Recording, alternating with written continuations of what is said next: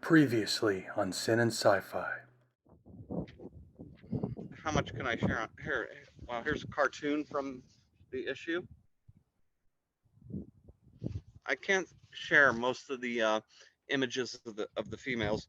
We have Jean Nieto. We have short stories like "Give Her Hell" by "quote unquote" David Grinell, who just might be one of the most important sci-fi paperback paperback editors and distributors of all time.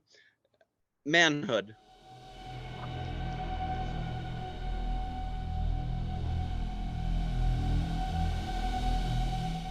Hey everybody, Rob Huffman here. As Greg pointed out, yes, we found a brutal story called Give Her Hell by David Grinell in one of France's manhood magazines, number 1, volume 4 from 1963. This is a known pseudonym of Donald A. Wollheim.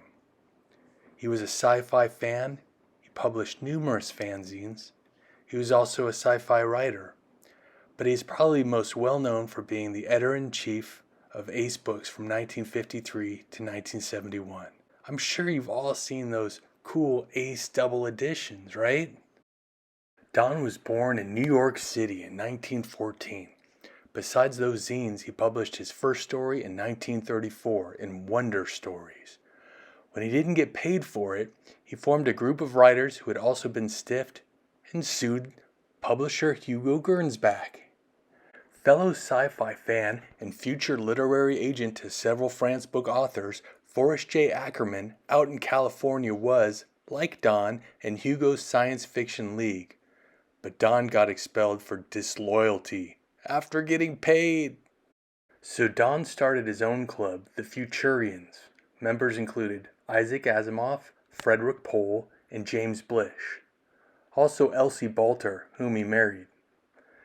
Don organized the first ever American Sci-Fi Convention in 1936, but he was excluded from the first World Science Fiction Convention held in his own New York City in 1939, as were other Futurians.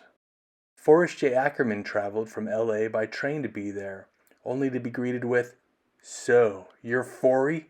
and a punch to the gut.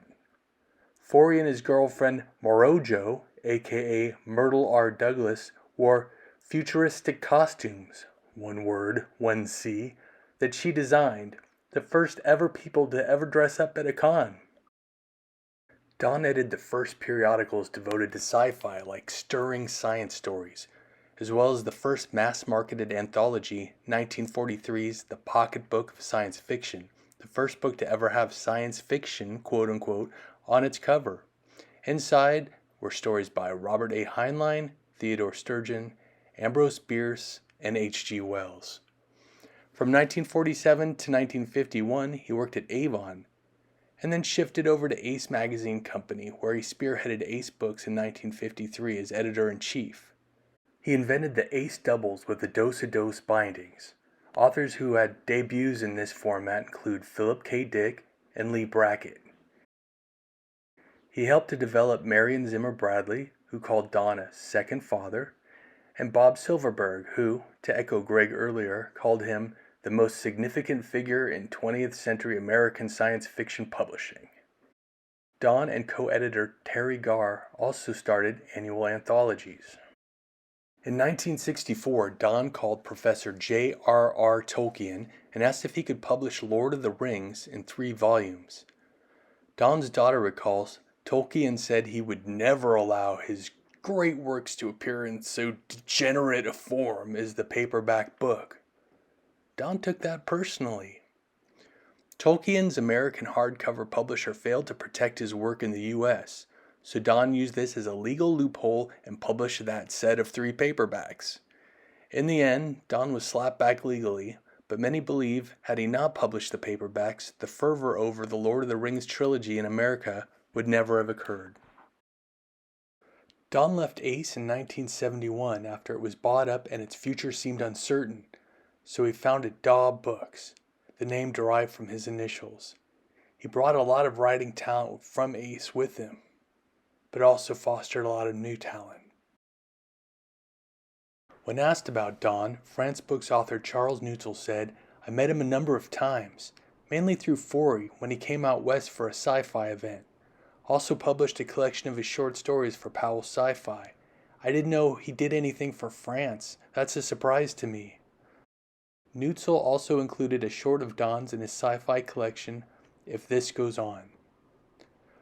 Despite Don's absence, Ace persisted. Here's an anthology from '79 that our friend Bill Pronzini worked on. Ace was eventually gobbled up by what is now Penguin Random House. Fun fact, Bill Pronzini knew Fritz Leiber, whose story Try and Change the Past is included in the Ace collection. Bill met Fritz several times after the latter moved to San Francisco. Prior to that, Fritz lived in Venice next door to an earlier guest of ours, Jean Marie Stein. Here's Don's One Against the Moon. Robin Carew gets laid off from his blue-collar job and decides to go to the Southwest to see a rocket blast off, such being a passion of his, and ends up hiding in one and being shipwrecked on the moon. This easily available reprint of what I surmise was originally for the juvenile market is by Armchair Fiction, and you'll see the homage to Ace Books. Bringing things back to France Books, here's a trilogy by France Books author George H. Smith. The first one published at Ace, and the others at DAW.